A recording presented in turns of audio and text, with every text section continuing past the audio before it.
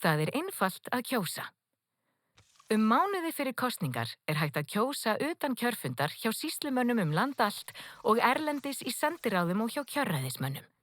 Nánari upplýsingar hvar er hægt að kjósa utan kjörfundar eru á kosning.is. Á kjörstað sýnirðu kjörstjóra skilríki og færð svo afhentan kjörseðil, umslag fyrir kjörseðilinn, fylgibréf og sendiumslag, sem er stærra umslag til að setja öll gögnin í. Og þar ritar þú eða stimplar á kjörseðilinn bókstaf þess lista sem þú vilt kjósa.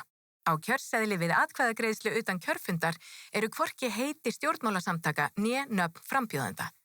Viljir þú breyta röð frambjóðenda á listanum sem þú kýst, ritar þú nöfnin og tölusettir þau. Viljir þú hafna frambjóðenda á listanum, ritar þú nafn hans og strikar svo yfir það.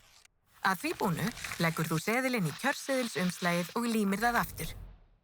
Síðan fyllir þú út og undirritar fylgibréfið hjá kjörstjóranum sem vottar atkvæðagreiðsluna með sinni undirritun.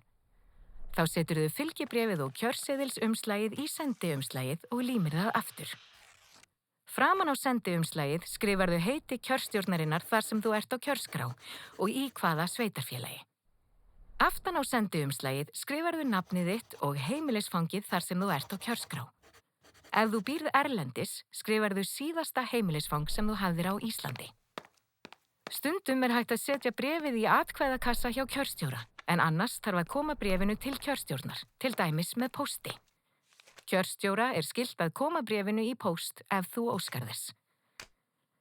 Bréfið þarf að hafa borist kjörstjórn eða í einhverja kjördeild í viðkomandi kjördæmi fyrir lokun kjörstaða á kjördag. Nánari upplýsingar atkvæðagreiðslu utan kjörfundar eru á kosning.is.